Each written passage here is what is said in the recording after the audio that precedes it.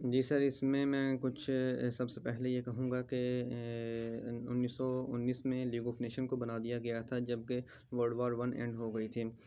लेकिन सर जब 1939 से लेकर 1945 तक वर्ल्ड वार टू हो गई तो लीग ऑफ नेशन फेल हो गई थी। सर इसी असना में 1945 में उस वक्त की जो नामवर शख्सियात हैं, जिसमें एफ डी रोज़वेल्ट हैं, विंस्टन चर्चिल हैं, चार्ल्स डे गॉल हैं एंड जोसेफ स्टालिन हैं। सर इन सब ने मिल बैठकर कुछ कॉन्फ्रेंसेस की, जिसमें कासाब्लाका कॉन्फ्रेंस है, फिर उसके बाद तेहरान कॉन्फ्रेंस है, कायरो कॉन्फ्रेंस है, क्यूबेक कॉन्फ्रेंस है। सर इसमें इन्होंने कहा कि कुछ क्यों ना कोई इंटरनेशनल ऑर्गेनाइजेशन बना दी जाए जो कि इस बात का यकीन बनाए कि आइंदा कभी भी इस तरह की कोई वर्ल्ड वॉर नहीं होगी। सर इसीलिए जो एफ डी रोज़वेल्ट थे, अमेरिका के प्रेसिडेंट थे उस वक्त, इन्होंने यूएन का नाम सजेस्ट किया और सर फाइनली 24 जून 1945 में यूएनओ का फ्रांसिस्को में बैठकर चार्टर को साइन किया गया और फॉर्मली 24 अक्टूबर 1945 में यूएनओ को इस्टेब्लिश कर दिया गया। सर इसीलिए 24 जून को यूएन डे भी मनाया जाता है। तो सर अगर इसके आर्टिकल्स की बात करें तो यूएनओ के चार्टर के 111 आर्टिकल हैं और इसका फर्स्ट आर्टिकल यही है, we the people of United State.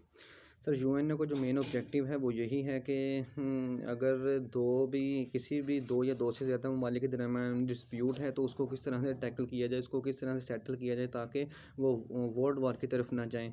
Sir क्योंकि अगर देखा जाए तो वर्ल्ड वार वन में और वर्ल्ड वार टू में जो मेन रीज़न थी वो था तो डिस्प्यूट ही थे, तो उन डिस्प्यूट्स की वजह से जंग की गई थी। सर अगर मैं यूएनओ में मैं बताना चाहूँ तो सर इसके जो हैं वो 6 ऑर्गन्स हैं। इसमें सबसे पहले सिक्योरिटी काउंसिल है, फिर जनरल असम्बली है, फिर सेक्रेटेरिएट है, फिर उसके बाद आईसीजे है, इंटरनेशनल कोर्ट ऑफ जस्टिस है, फिर उसके बाद ट्रस्टीशिप काउंसिल है, फिर सोशल एंड इकोनॉमिकल काउंसिल है यूएन की। सर अगर बात करूं तो जो इसके करंट प्रेसिडेंट हैं जनरल असम्बली के, वो अब्दुल्ला शाह हैं, जिनका ताल्लुक़ मालदीव से है।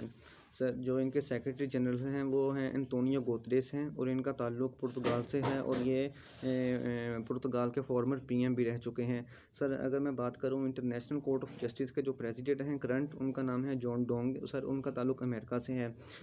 सर अगर मैं इकोनॉमिकल एंड सोशल काउंसिल की बात करूं तो जो उनके प्रेसिडेंट हैं वो मुनीर अकरम साहब हैं, जो कि पाकिस्तानी हैं। सर और मुनीर अकरम ही करंटली जो हैं पाकिस्तान के जो रिप्रेजेंटेटिव हैं वो यूएन में हैं। सर अगर मैं बात करूं तो जो यूएन की बेसिक लैंग्वेजेस हैं वो भी 6 लैंग्वेजेस हैं सर, जिसमें अगर देखा जाए तो फ्रेंच है, रशिया है, इंग्लिश है, फिर उसके बाद फ्रेंच रशिया है, French, Russian, English, Arabic, Spanish और एक और लैंग्वेज है सर, वो मुझे अभी रिकॉल नहीं हो रही। सर ये टोटल इसकी 6 बेसिक लैंग्वेजेस हैं। Thank you sir.